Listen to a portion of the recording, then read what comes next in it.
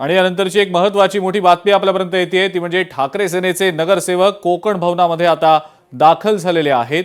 ही त्याचीच आपण लाईव्ह दृश्य पाहतो आहोत। सध्या कोकण भवन आपल्याला दृश्यांमध्ये दिसतंय। ठाकरे सेनेचे जे नगरसेवक आहेत ते आता कोकण भवनात दाखल झालेत। पुढची असेल ती प्रक्रिया पूर्ण होईल, मात्र सध्या जर आपण पाहिलं तर हे सर्व नगरसेवक हळूहळू यायला सुरुवात झालेली आहे। एकूणच गट स्थापन केला जाईल।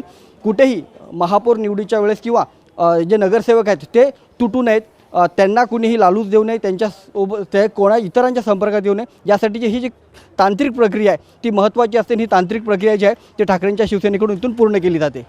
उमेश करंजकर, लोकशाही मराठी, मुंबई। तरी दृश्य आपण आपल्या स्क्रीनवर पाहतो आहोत। सध्या ठाकरे सेनेचे जे मुंबईतले नगरसेवक आहेत ते नगरसेवक गटस्थापनेच्या अनुषंगाने कोकण भवनामध्ये दाखल झालेले आहेत। त्याचीच ही दृश्य आपण आत्ताच काही वेळापूर्वी पाहिली। आमचे प्रतिनिधी उमेश करंजकर या संदर्भातली माहिती देखील आपल्याला देत होते।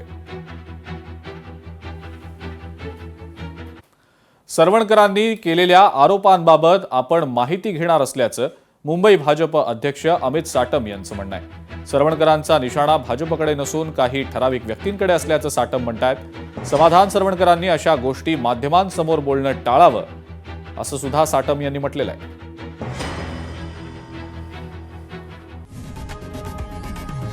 लोकशाही मराठी ऐका, पहा, जागरूक रहा।